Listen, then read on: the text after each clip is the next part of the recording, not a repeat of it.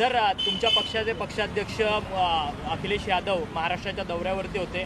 खरं तर इंडिया आघाडीमधलं तुम्ही एक महत्त्वाचा पक्ष आहात आणि राज्यात विधानसभेच्या निवडणुका लागल्यात आणि तुम्ही 5 जणांची यादी जी आहे ती जाहीर केलेली आहे. अद्यापपर्यंत मवियाची लोक तुमच्यासोबत बोललेली आहेत का जागा वाटपाच्या चर्चेसंदर्भात? देखिए, ऐसा है कि हम लोग संघर्षवादी लोग हैं, हम किसान लोग हैं.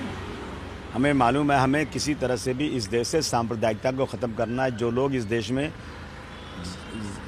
धर्म के नाम पर बांट रहे हैं, जो इस देश के संविधान को ख़त्म कर देना चाहते हैं, उनको ख़त्म करने के लिए समाजवादी पार्टी अग्रसर है, बिल्कुल आगे है.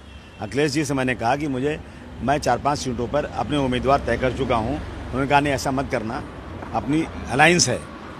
तो मैंने कहा फिर बोले आपकी ताकत है क्या, मालेगांव में धुलिया में ताकत है क्या? मैंने कहा है ताकत. तो बोले अच्छा मैं सब छोड़ के मैं आता हूँ, मुझे दिखाओ क्या ताकत है. तो वो आए मेरे साथ. जब मालेगांव गए, इतनी पब्लिक, मतलब ऐसी बारिश हुई कि पूरा मालेगांव का लोग सड़कों पर खड़े थे और बारिश हुई. वो खुश हुए कि हाँ ठीक है बात ये. उसके बाद हम लोग गए धुलिया में बहुत ज़बरदस्त मीटिंग हुई. तो अखिलेश जी संतुष्ट हुए कि हाँ भाई हम लोग जो कर रहे हैं वो बिल्कुल सही हो रहा है. तो अबू आसिम ने जो बताया है कि हमारी ताकत है. देखिए, अगर वो सीटें समाजवादी पार्टी को नहीं मिलेगी तो याद रखिएगा हमारे घटक दल कोई भी वहाँ चुनकर नहीं आ सकते. ये मैं एक छोटा कार्यकर्ता होकर अपने कांग्रेस और शिवसेना और आदरणीय पवार साहब को ये बताना चाहता हूँ कि मैं ज़मीन पर रहता हूँ, आसमान पर नहीं रहता हूँ. मुझे मालूम है कि भिवंडी में 99 से आज तक कभी भी भिवंडी में कांग्रेस चुनकर नहीं आई. मैं भिवंडी की सीट, दोनों सीट बगैर अलायंस की चुन के आ चुका हूँ. मैं भिवंडी और गोंडी एक साथ लड़ा, 2 सीटें, दोनों सीट चुन कर आया हूँ. मुझे मालूम है हकीकत. इसलिए हमने महाविकास आघाड़ी मजबूत रहे और अब की बार उसकी सरकार बने, इसलिए हम लोगों ने 5 सीटें अनाउंस किया है. और हम बड़े नेताओं से बात करें. पवार साहब ने मुझे बुलाया था. उन्होंने कहा कि एक दिन रुक जाइए, कल हम आपको बुलाएंगे, बात करेंगे. आज कांग्रेस के साथ मीटिंग थी, लेकिन कांग्रेस के लोग बहुत बिजी हैं, उनको रोज़ दिल्ली भागना पड़ता है. अब दिल्ली गए हैं, फिर पता नहीं दिल्ली क्या पूछता है. अरे फ़ोन से बात कर लो ना भाई, ख़त्म करो ना जल्दी से, नहीं तो ऐसी करोगे तो फिर यही हालत होगी जो अभी यहाँ हुई थी, जो इलेक्शन भी हुआ था हरियाणा में, वही हालत होगी हरियाणा की. हम नहीं चाहते हैं कि आप अब कहीं भी इंडिया अलायंस हो या महाविकास आघाड़ी हो, उसकी सरकार न बने. वो सरकार बनने के लिए हम लोग पूरा का पूरा कोशिश में लगे, इसलिए हमने सीटें अनाउंस किया. इंडिया आघाडीमध्ये तुम्ही एक महत्त्वाचे घटक पक्ष आहात, तुम्हाला विसरलाय का मविया? मध्यंतरी आपण तशी नाराजी देखील व्यक्त केली. नहीं, हम तो बहुत खुश हैं. विचारलं गेलं नाही आहे मीटिंगसाठी वगैरे. देखिए, ऐसा है ना कि मैं मिला था उनसे, एक बार बुलाया था उन्होंने और मुझे बिस्किट भी खिलाया था, चाय भी पिलाया था, हंस के मिले भी थे.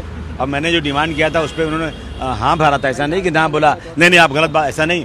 हाँ, उनको जब मैंने कहा वर्षों सीट दे दो, बोल नहीं अबू भाई बोलना मत नहीं भाई, कहला दो नहीं, बहुत लड़ाई चल रही है. लेकिन मैंने जो 5 सीटें ये पहले बताई थी, उन 5 सीटों पर मुस्कुरा के चाय पिलाए थे. ऐसा नहीं कि नहीं. और अगर मैं नहीं अनाउंस करूंगा ना तो लेट हो जाएगा, कार्यकर्ता भाग जाएंगे. देखो अभी कार्यकर्ता लोग खड़े हैं, अभी उनको फॉर्म भरना है. अभी कोई भी पार्टी किसी कार्यकर्ता से ये नहीं कह रही है कि तुमको सीट नहीं मिलेगी. 288 पे हर पार्टी कह रही है कि आपको टिकट देंगे. सब खड़े हैं. लास्ट डे बोलेंगे नहीं भाई अब तो नहीं मिला, वो क्रोध में आ जाते हैं, जाकर फॉर्म भर देते हैं गुस्से में आकर के. तो ये नहीं होना चाहिए. आझमी साहेब, पण अल्पसंख्याकाला आपल्याकडे खेचण्यासाठी महायुतीकडनं देखील अनेक जण प्रयत्न करत आहेत. मात्र दुसरीकडे MIM हा पक्ष देखील आता महाराष्ट्रात आपल्या जागा उभं करू इच्छित आहे. याचा फटका किती बसू शकतो असं आपल्याला वाटतं? अच्छा, मुझे आप बता दो, आपने जो नाम लिया MIM का, उनके साथ कौन है? अलायंस किसके साथ उनका है? किसी के साथ नहीं है. और वोट काटने के लिए तो जरूर नहीं. सुनिए ना, मैं बताता हूँ आपको, जिनका अलायंस नहीं अकेले हैं.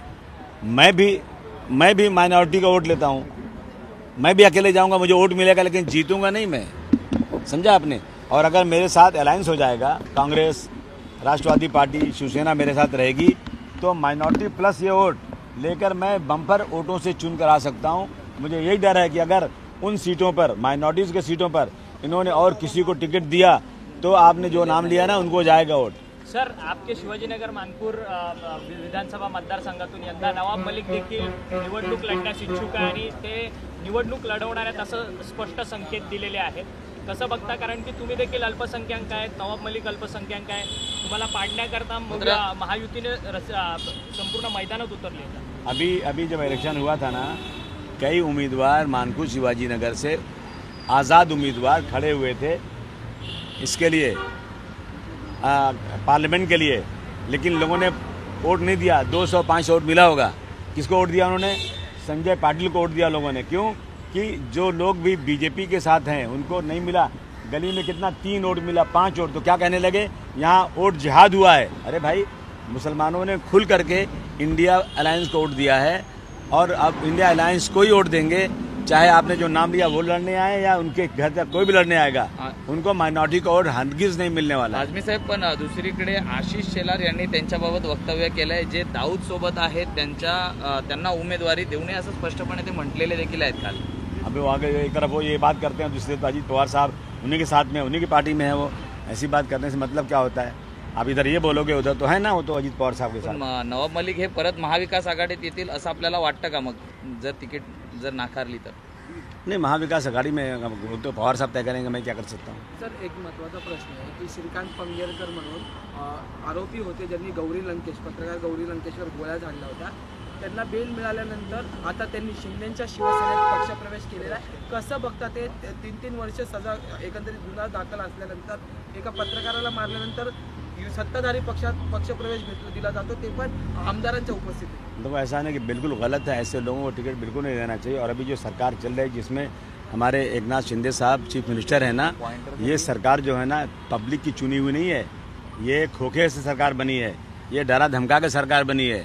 तो ये लोग जो है ना इस तरह की चीज़ें कर रहे हैं, मगर जनता उसका हिसाब अभी इलेक्शन में लेने वाली है।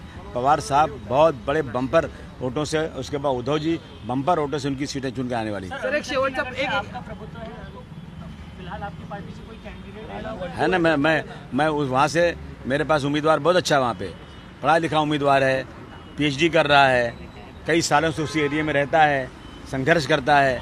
और हमें जो है शरद पवार साहब की बेटी, उन्होंने सुप्रिया सुले जी ने कहा कि अबू आसिम अपनी ताकत दिखा दो, तुम्हारी ताकत है कि नहीं है। हमने वहाँ मीटिंग बुलाई, सुप्रिया जी आई, वहाँ पे खुश होकर गई। अब उसकी वेट है, ये बात करने गए साहब से, साहब ने बोला एक दिन वेट करो, कल बुलाएंगे, बात करेंगे। सर, बाबा सिद्दीकी यांचा मृत्यू झाला त्याच्यानंतर जिशान सिद्दीकी यांनी फडणवीसांची भेट घेतली, पण याच पार्श्वभूमीवर आपण जर पाहिलं तर शूटर पत्रकार परिषद घेताना पाहायला मिळतोय। त्याच्यानंतर ते शूटरने जे कोट केलेला आहे किंवा जो बाईट दिलेला आहे तो संघाच्या मुखपत्रामधून जो आहे तो पोस्ट केला जातो। या घटनेकडे कसं बघतात जिशानची अवस्था?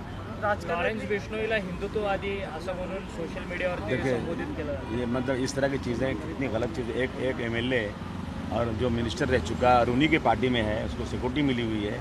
और मैं कहता हूँ कि दूध का दूध, पानी का पानी अब तक हो जाना चाहिए था बिल्कुल, क्योंकि पकड़े गए हैं लोग, इंक्वायरी होना चाहिए।